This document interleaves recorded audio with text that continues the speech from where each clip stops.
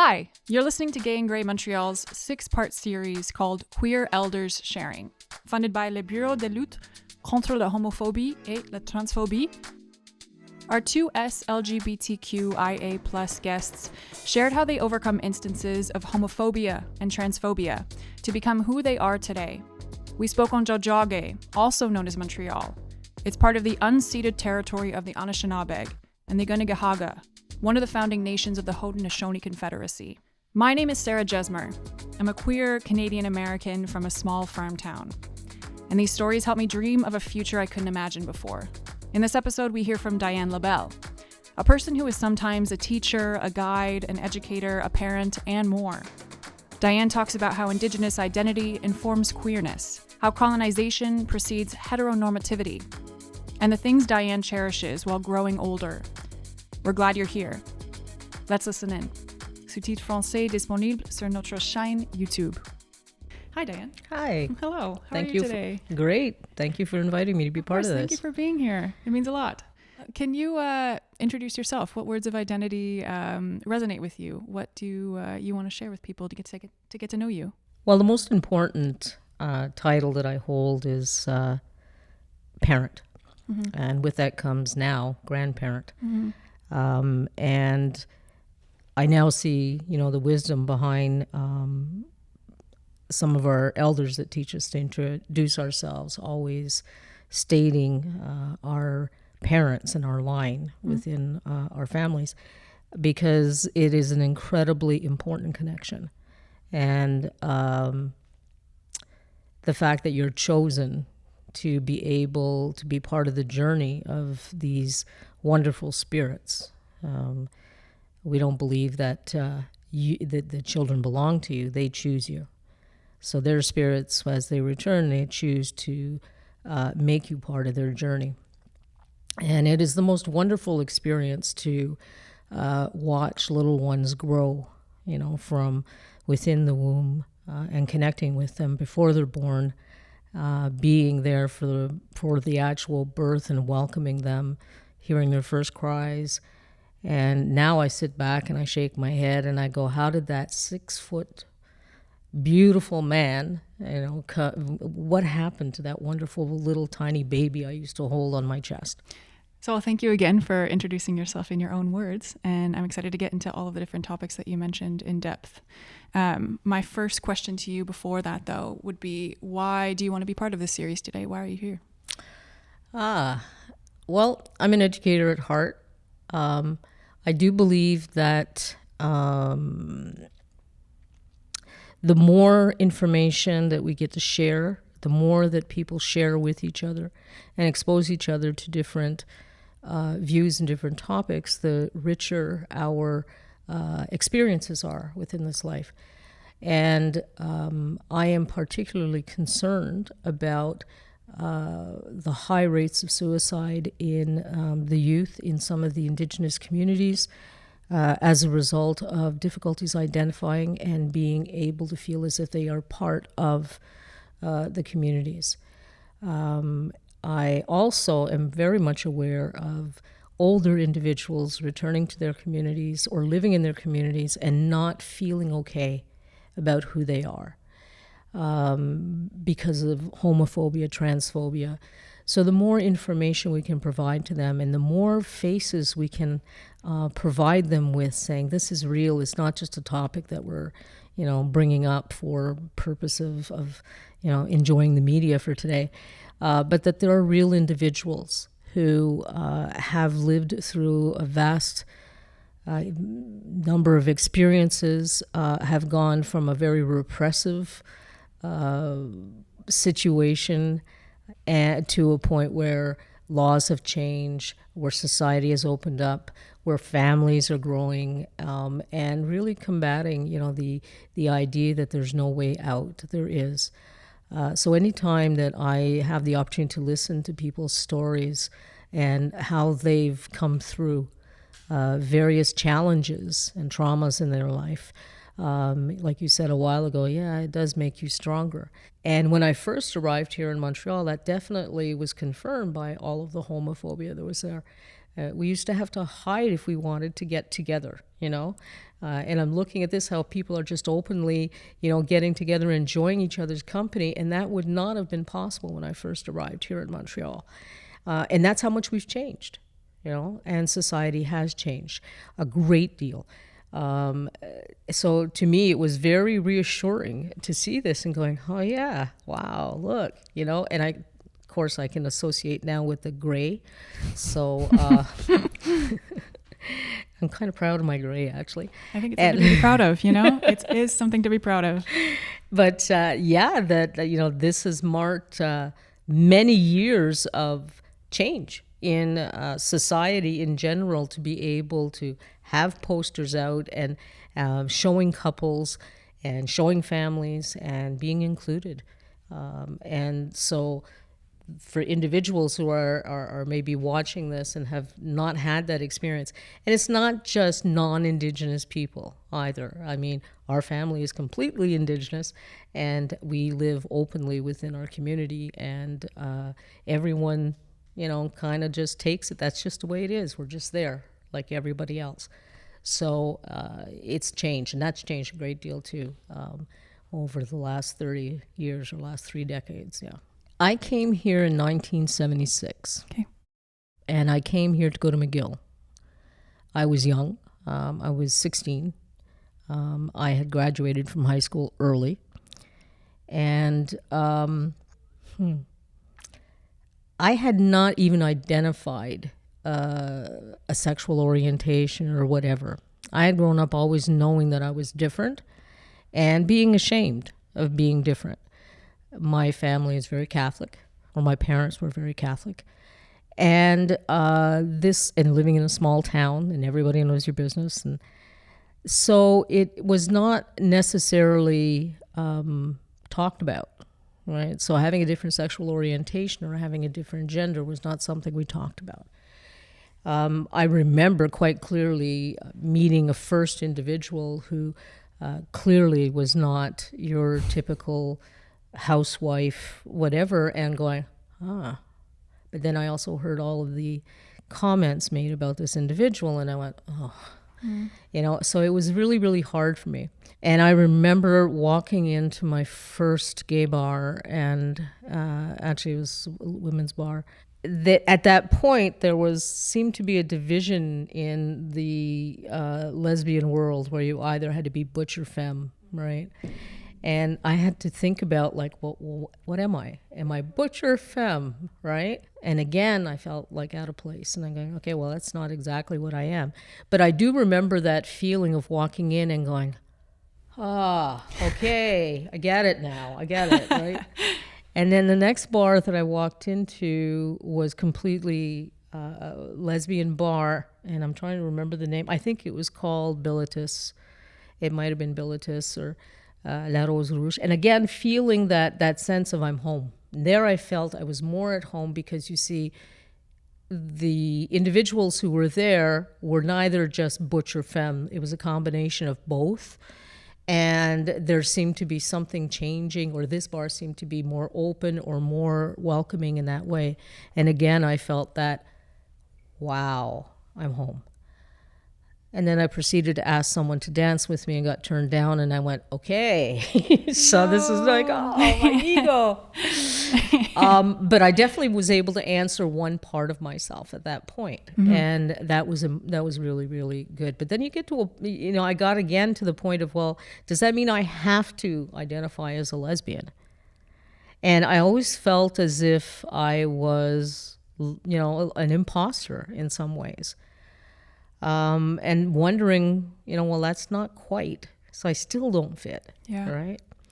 And then I met a first trans individual, and the same thing happened. And I went, okay, so am I trans? Like what, and always having that difficulty. And it has a lot to do with the fact that you're neither. But there didn't seem to be a space for neither. Right? It's like the world seems to be functioning on this binary gender system, and if you don't fit completely, you don't identify completely, then you're kind of the imposter or you're left out. And being excluded is always very painful. right? Because you can't seem to root yourself or feel like you have a place of belonging. And so you're kind of floating all the time. So that was happening for me for gender and sexual orientation, as well as my identity as an Indigenous person. My family was displaced as a result of colonization, and there's various stories there that make me non-status. And as a non-status Indigenous person, you're always excluded. You don't fit. And so that exclusion factor plays heavy on your psyche and your sense of comfort in yourself. You know, it's always you're on the outside looking in and never really participating fully. Yet I knew that from the beginning, because I had had several dreams about having children and having a family. You've spoken about the terms that feel good to you, maybe don't feel good to you. So I wanted to ask you a little bit about specifically the term two-spirit, or what sometimes people hear today of indigiqueer or queer. And I wanted to ask you, what do these terms mean, if you could define them in your own words, and how are they different from each other? The elder Myrna Laramie, in 1990, they were at a gathering of people who are different, different sexual orientation and gender identification, of Indigenous descent. There was always gatherings on the American side, then the Canadian side, and so there was always these people who came and gathered just to be able to be together, do ceremony, and learn about each other. And Myrna Laramie had noticed that there was a tent on the lawn of the government building, and a woman was on a hunger strike, protesting against the government and something they had done. And when she went there to speak to her, the woman had asked her if she would spend the night with her, like stay, to just be company for the night. And so, yeah, she did. And it's that night that she had the dream. And she had a dream in her own language in which energies were coming to her. And then the term came out that you are not this, but you are both. And again, being able to embrace the both. And when she awoke, she shared it with other people, and translated into English as much as possible was this concept of having two spirits, more than one. And so this is when it was adopted, was in 1990. And for a long time, people went, yeah, that's it. And even myself, I was like, yeah, I can identify with that more. And then it became synonymous with the LGBT community and strictly within that community. And so it began to wear on individuals who say, but I don't want to just be identified as gay or lesbian or trans. That's only a small aspect of me. And as more Indigenous people began to do studies rather than non-Indigenous people, then there was the way of looking at language and what it meant, and going back in those traditional languages and realizing that this isn't the way it was. You weren't identified based on your body. You were identified based on who you were and what role you played in the community.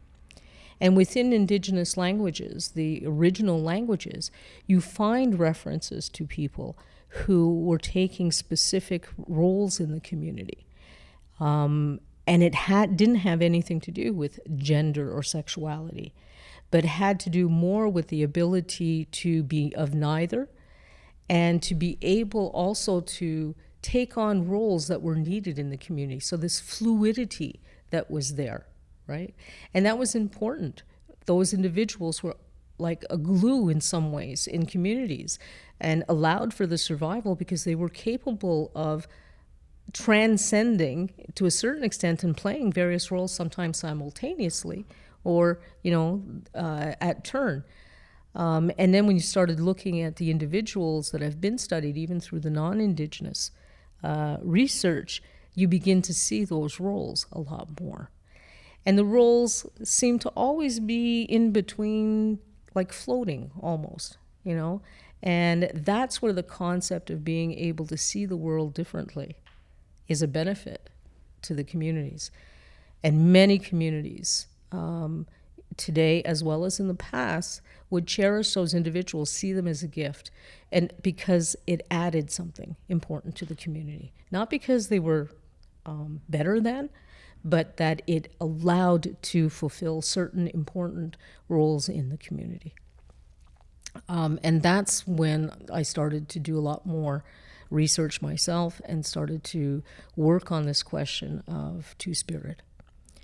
Today we are, it's interesting that older generations might still hold to the idea of Two-Spirit, because once you find something, you hold on to it, right? Sure.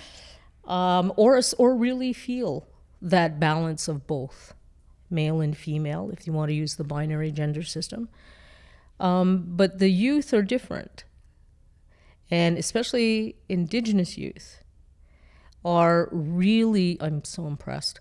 I stand back sometimes and I'm just like, oh my God, we weren't that dynamic at that age. There's no way. Fear really oppressed us a lot. And they're out there and they're trying to break those molds. They're trying to get back to a world that is non-gendered. And so the only word that I have heard that has come out that I'm really applauding in some ways, but I think it will go, the route it's going to go and then it'll become something else, is indigiqueer, which queer is very open, right? It just means not of, right? Or different than, and associating it with the Indigenous community. I see the work that's being done with the youth as they displace that term Two-Spirit and begin to not use any more of this colonial kind of way of identifying people. So it's very open, it's very inclusive, and so I like that. I think I would still like to get to a point where instead of focusing on all of our differences and breaking us off into more and more categories, that we finally get to a point of focusing on what is similar between all of us, which is we're human. And that is, I'm hoping, we're human, we're sexual beings within the circle of creation. And we have behaviors like other, beings within the circle. And it doesn't identify them as being different, right? It's not stuck within necessarily a binary system. And if it is, well, it's the outside world doing it. It's not them. I don't think they care, so they have a certain freedom to do that. And I think we have to get to that point as well, that let's look at what binds us rather than what separates us. But you see, we use language to make other people comfortable rather than making ourselves comfortable. And I held this from a very young age. I used to always believe that language was actually a detriment to society, because it limits, very much it limits what you're expressing. You're limited to the words that you're using. I now understand why elders say don't write it down, right? Because you want it to remain living rather than being non-living as you're writing it down, because then it becomes fixed, right? And that's the beauty of the storytelling and stuff, is that you don't write it down because it's not a given script. It'll change, it'll continue to change, it'll continue to reflect individuals at that moment, at that time, but it's not always that. And so language can be very detrimental to being able to express yourself, because you're limited to the words that exist or that right? And so there's a lot of thought. There's a lot of other things that you're feeling that somehow you just can't express. And it just doesn't always come out right. And so words that, have been defined are also limiting, So it's really difficult to break out of that mold, because regardless, we're living in a society that relies on language, right? As a main means of communication. But all of it has that same purpose of sort of streamlining your thoughts into something concrete, to be able, rather than, and it's hard because it's not a concrete thing. It's pretty abstract, right? But it's difficult to be able to explain abstract when you're limited to language. So it's really interesting of always being in a privileged position in terms of being able to see things differently and navigate it. So it's like, people talk about, well, which boat are you, or which canoe are you traveling in? And it's like, well, it's as if I always have a foot in each. Yeah. And instead of being afraid that these things are going to split off and I'm going to fall, right? I learn to balance myself. And by balancing myself, I can stay fully anchored in both. And it's okay. And you have that much stability too. Yeah. Now, physically, it's a different story. Don't ask me to stand on one foot, but a lifetime of balancing makes you good at it. Yeah. If people are struggling with those well-known problems about internalized, externalized homophobia, transphobia, what would you want to say to them who've also, what would you add to the conversation within themselves? People who are struggling with their identity, I would say to them, you're living in a world where you may be assuming that everyone sees it the same way. And if you have an opportunity to seek out even just one person with whom you can speak, and that could be whether it's in your family, at school, in your workplace, definitely to sense out the security, right, the safety in doing so. And try to find at least one person that you can talk to. And if you can't do that, we live in a multimedia world. And there's always opportunity to connect with other individuals who are experiencing the same thing. But places like the Two-Spirited movement in other provinces even, or other nations, right? It exists and the information is there. Contact information that you can either speak directly to or through the internet and texting back and forth. As we go, we're trying to work with frontline workers more. So educators, social workers, doctors, nurses, to try and make it safer in these communities. And sometimes it means taking individuals out of the community for a short retreat. And we've done that in a few nations. Seek those opportunities out. We try to publicize it as much as possible. And trust that, yes, we're on the track to being able to send Indigenous people into Indigenous communities to do some of this work as well. But if you really feel as if the situation is unbearable, leave. Find a way to leave. A small opportunity to breathe doesn't mean you're gone forever, right? In fact, we see just the opposite, where Indigenous youth will leave, Indigenous adults will leave for a short term and then come back. So this going back and forth, that's normal, right?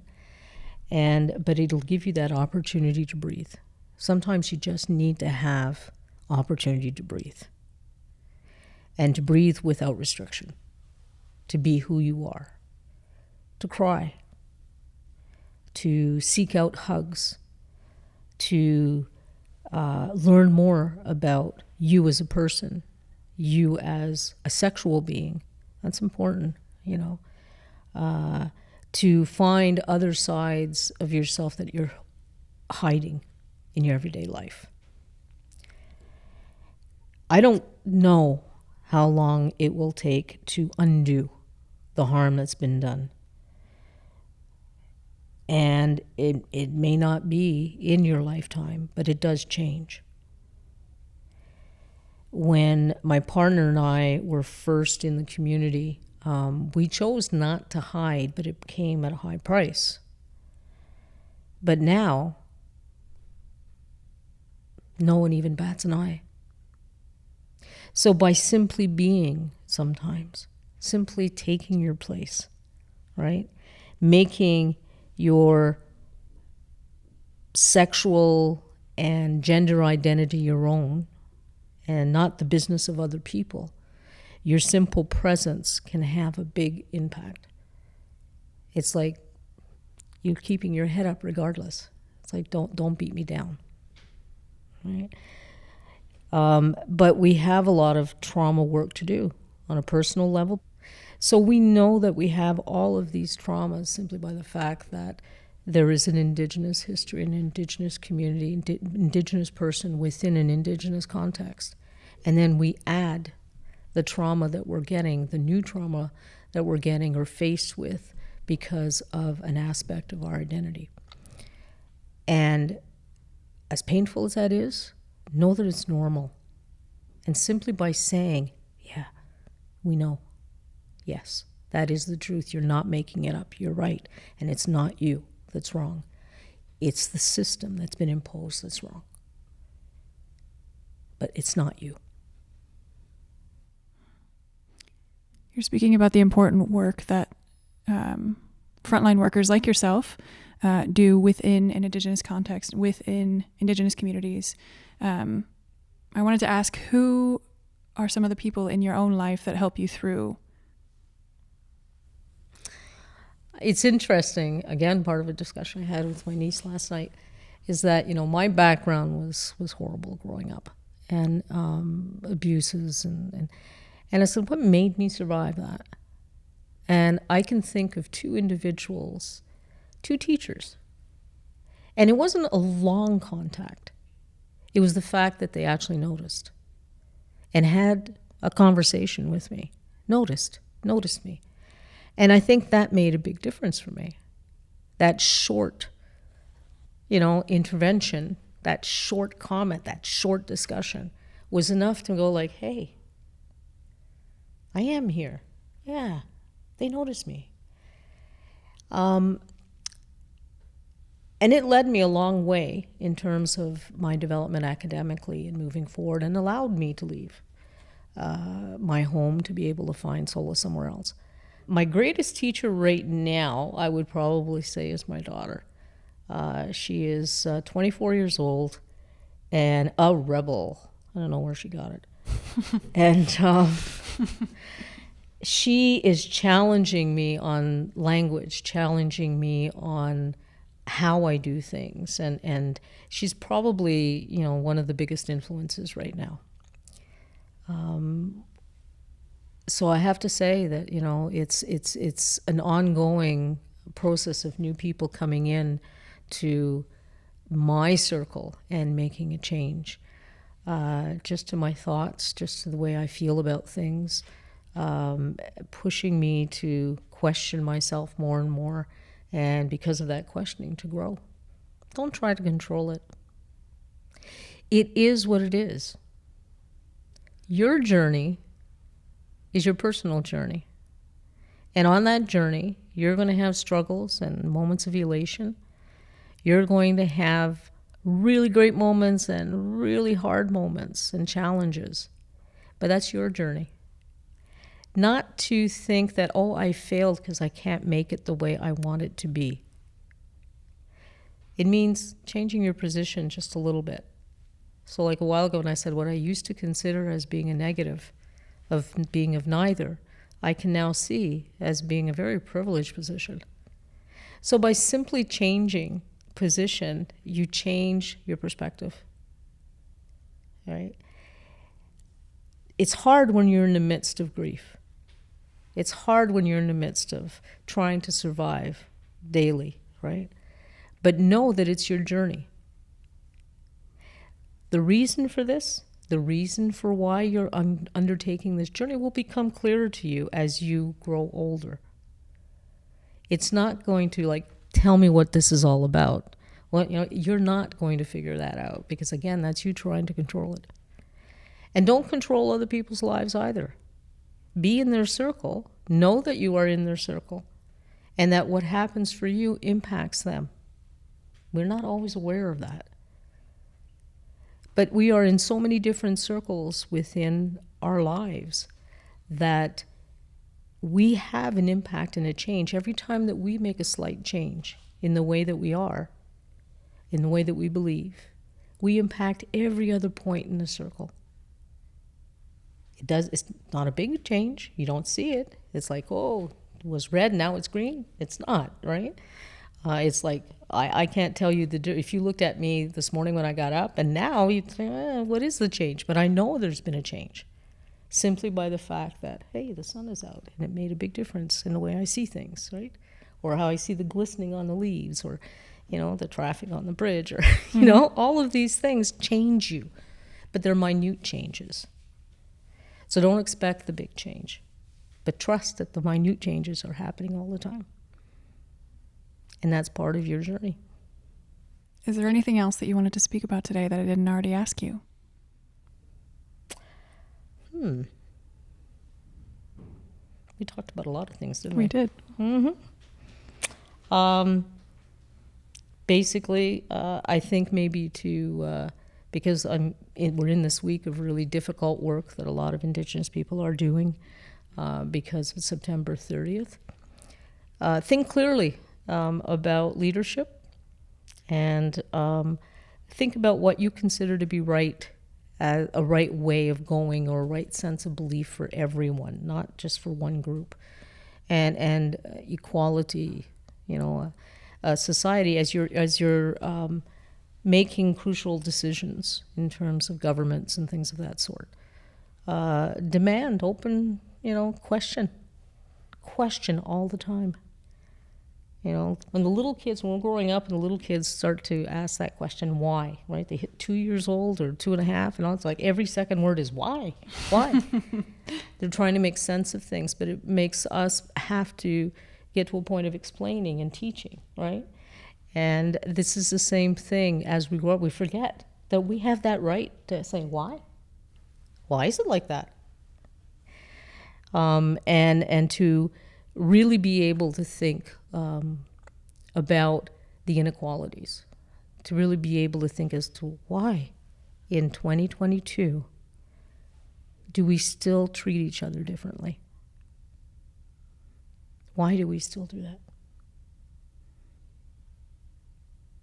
And put those questions out to our leaders, to our youth.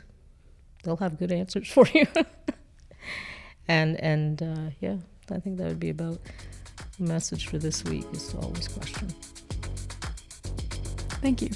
Diane, I really want to thank you for being here and working through all of these, mountain of different topics. Your words make a great difference. Thank you for being here today. Thank you for the privilege of being here, the honor. We'd like to note that one major point of Diane's discussion was about the destructive link between Canada's residential school system and deep intergenerational scars related to homophobia, transphobia, and two-spirit Indigenous identity. Diane talks about how colonization and institutions, such as the Catholic Church, made a lasting effect on queer Indigenous identity that still ripples through communities today. We left Diane's section about this topic specifically about Canada's residential school system and the colonial project, unedited and in full. You can find Diane's second podcast at the link in the episode notes. If you or someone you know needs support or any care services, the number for the National Indian Residential School Crisis Line is 1-866-925-4419. That's 1-866-925-4419.